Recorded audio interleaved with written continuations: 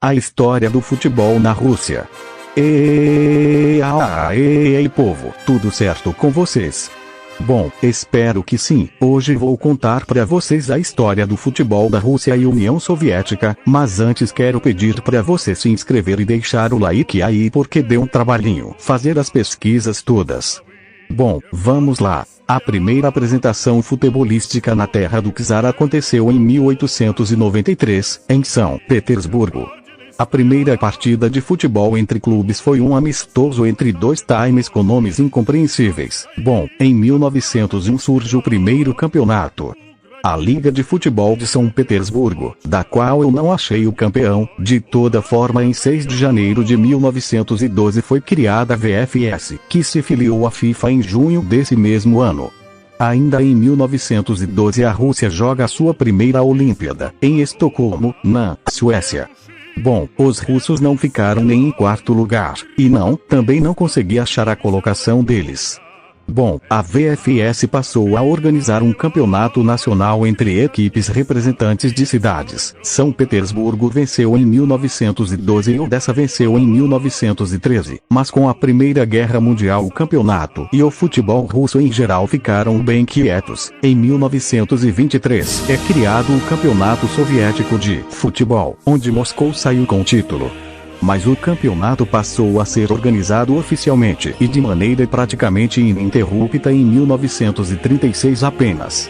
Vale lembrar que o governo comunista da União Soviética proibia os jogadores de receber salários, proibia a venda dos direitos de TV e tudo o que envolvesse a profissionalização. Portanto, a Liga Soviética ficou amadora até a queda do país, em 1991.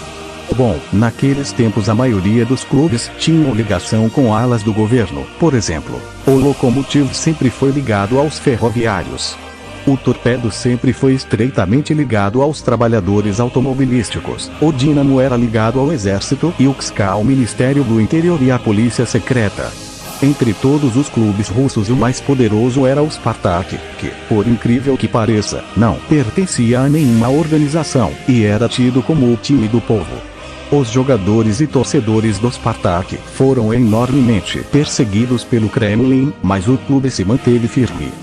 Durante o período soviético era extremamente comum rolar em combinações de resultado, suborno e falcatruas, mas mesmo com todos esses problemas o Spartak venceu o campeonato soviético 12 vezes e a Copa da União Soviética 10 vezes. Sem dúvida teria ganhado muito mais se não fosse a repressão política. Enfim, falando da Copa Soviética, ela surgiu em 1936, junto com o Campeonato Soviético. Durante a era comunista o maior campeão soviético foi o Dinamo Kiev, da República Socialista Soviética da Ucrânia, com 13 títulos. Bom, voltando à história em ordem sequencial, temos uma interrupção no campeonato soviético entre 1941 e 1944, devido, obviamente, à Segunda Guerra Mundial.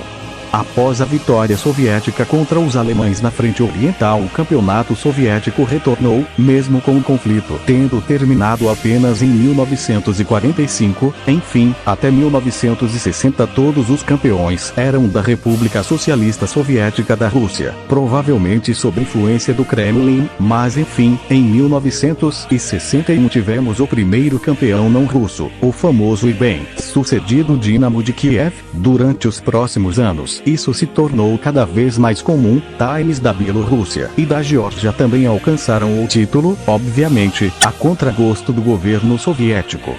Bom, a seleção soviética venceu 2 ouros olímpicos durante sua existência, em 1956 e 1988. Bom, durante esse período da União Soviética, surgiu um certo goleiro, um tal de Lev Yashin, um verdadeiro monstro no gol. O cara era tão zica que ganhou a bola de ouro. Sim, um goleiro ganhou a bola de ouro. O cara ainda levou a União Soviética ao título da Eurocopa de 1960, a primeira edição. Ele jogou entre 1949 e 1971, levando a União Soviética ao vice-campeonato da Euro na edição seguinte, 1964.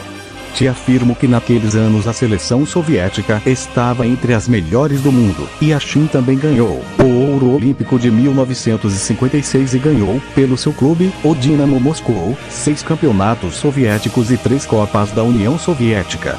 Ele ainda aparece em várias seleções de todos os tempos e ganhou diversas medalhas de mérito, inclusive sendo considerado um herói nacional da União Soviética, tamanha foi a importância do cara.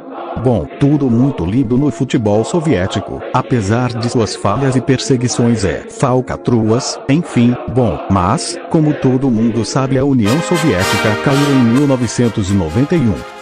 Mas a seleção existiu até 1992, inclusive chegando à fase final da Euro, mas foi substituída temporariamente pela seleção da Confederação dos Estados Independentes, até o estabelecimento da seleção e da Federação Russa de Futebol, em fevereiro de 1992, e, verdade seja dita, o futebol russo caiu muito de qualidade. Ah, claro, lembra do Spartak? Bom, das 10 primeiras edições do campeonato russo eles ganharam 9. Incluindo um hexacampeonato entre 1996 e 2001. Depois disso eles só ganharam mais um desses títulos, e vêm sendo alcançados por equipes como Zenit e UKSK. Bom, em 1992 foi criado o já mencionado campeonato russo, e finalmente profissionalizaram. Tudo seguiu normal até esses últimos anos, quando a Rússia sediou a última edição da Copa das Confederações, em 2017, e a Copa do Mundo em 2018. É isso aí, povo. Pretendo fazer os 5 maiores clubes da Rússia e os 5 maiores clubes da União Soviética no futuro próximo, como um complemento para este vídeo. E também vou fazer um vídeo específico sobre as campanhas da seleção soviética nas Olimpíadas, Eurocopas e Copas do Mundo que jogaram. Tudo para complementar esse vídeo aqui. Se inscreva, compartilhe o vídeo e deixe o like. Ah, sim, queria avisar que vou ficar um tempinho de férias e vou viajar. Aí o canal vai ficar uma semana sem vídeos, enfim, todo mundo precisa de férias né kkk, mas é isso aí, valeu, falou.